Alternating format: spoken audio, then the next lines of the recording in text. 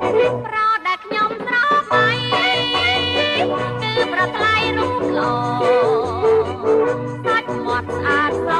ហើយមិនចេះផងមិនងល់ណាស់ខ្ញុំប្រដូចរឹងរំទុំរូបក៏សំសានសងហើយនៅកំឡោះហោខ្ញុំសប្បាយយ៉ាងណាបានសង្សារបត់ឡាយលេងនៅម្នាក់ឯងពេលញ៉ាំពេលគេងលេងអស់ក្នុងឡាយព្រោះមានគ្នាឆ្លងឆ្លើយព្រោះមានគ្នាគេកើតត្រូវតែស្បើយទុំមែ